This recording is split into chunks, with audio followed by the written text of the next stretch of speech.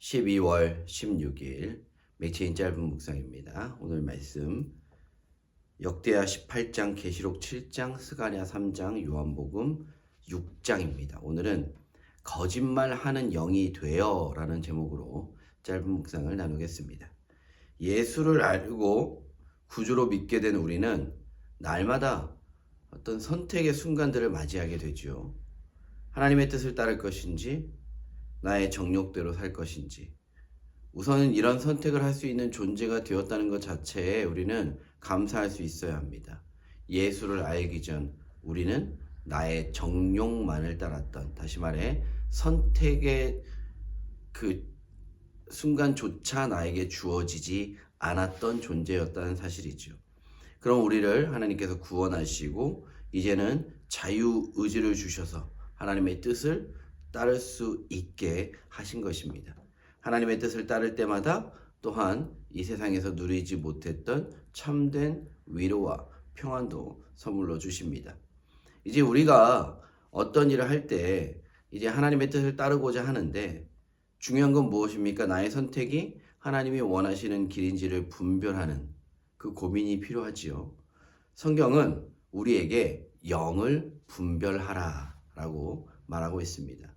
여호사밧이 아합과 함께 전쟁을 나가려 할 때 여호사밧은요, 아합에게 잘 보이는 아부하는 그 선지자 400여 명의 그 말을 신뢰할 수가 없었습니다.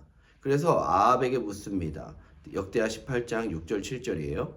여호사밧이 이르되 이 외에 우리가 물을 만한 여호와의 선지자가 여기 있지 아니하나이까 하니 이스라엘 왕이 여호사밧에게 이르되 아직도 아물라의 아들 마가야 한 사람이 있으니 그로 말미암아 여호와께 물을 수 있으나 그는 내게 대하여 좋은 일로는 예언하지 아니하고 항상 나쁜 일로만 예언하기로 내가 그를 미워하나이다 하더라. 여호사밧이 이르되 왕은 그런 말씀을 마소서 하니. 결과적으로 볼 때 아합과 같은 악한 왕에게, 자기 정욕대로 살고자 하는 그런 사람에게 나쁜 일로만 예언하는 사람이라면, 선지자라면 하나님의 뜻을 전하는 자일 텐데 아합은 분별하지 못하고 그저 그를 미워하고 부르지 않고 있었던 것이죠. 그리고 이 일에 대하여 수많은 사람들이 아합의 그 승리를 예언하는 이유를 보니 21절입니다. 그가 이르되 내가 나가서 거짓말하는 영이 되어 그의 모든 선지자들의 입에 있겠나이다 하니 여호와께서 이르시되 너는 꾀겠고 또 이루리라. 나가서 그리하라 하셨은즉. 승리를 예언하였지만 그것은 거짓이 있는 자들에게 거짓말하는 영이 되어 거짓을 말하게 했기 때문입니다. 스가랴 3장에서도 대제사장 여호수아와 사탄의 대립을 그리고 있지요. 요한복음 6장 마지막에도 예수님이 택하신 12 중 하나는 마귀라고 성경이 증언하고 있습니다. 사랑하는 성도 여러분, 영을 분별할 수 있어야 합니다. 다 같은 하나님의 일을 한다고 해서 모두가 다 하나님의 뜻대로 행하는 것은 아닙니다. 거짓을 좋아하는 자에게는 거짓말하는 영이 역사합니다. 그래서 우리는 먼저 영을 분별할 수 있어야 하겠지만 또한 이것이 말처럼 쉽지는 않다는 것이죠. 그럼 우리에게 필요한 것, 우리가 할 수 있는 것이 무엇인가?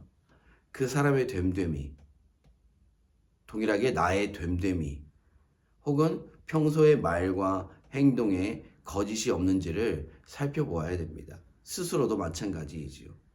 바보 같은 사람들은 팥으로 메주를 쓴다고 해도 곧대로 듣습니다. 완전히 그 사람이 신이 되어버린 것이죠. 하나님의 말을 전하는 그 사람이 무슨 말을 하는지, 성경을 이야기하는지, 성경 외에 자기의 말을 하고 있는지 분별하지 않습니다. 이미 그 사람의 말이 곧 하나님의 말이 되어버렸고 그 사람이 곧 하나님이 되어버린 것이죠.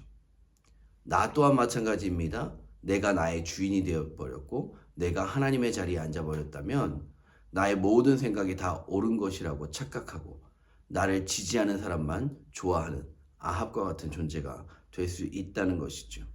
거짓이 없는지 내 안에서 저 사람들 가운데 분별할 수 있어야 합니다. 지금은 정말로 거짓된 것을 분별하지 못하면은요, 돌이키기 힘든 그 지경에 이를 수 있는 위험한 시기입니다. 우리 교회적으로도 마찬가지고요. 이 진리 안에서 진리가 무엇인지를 파악해야지 이 하나님의 말씀을 인용해다가 다른 것들에 수많은 것들에 적용하려 하는 그 잘못된 습관들, 나쁜 버릇들을 다 뜯어 고쳐야 하는 것입니다. 먼저는 나부터 내 안에 거짓을 제거하고 또 교회로 모이는 모두가 진리를 따르는 그 진실함으로 하나님을 신뢰하며 승리하는 복된 그 나라 교회 성도님들 될 수 있기를 주님의 이름으로 축복드립니다.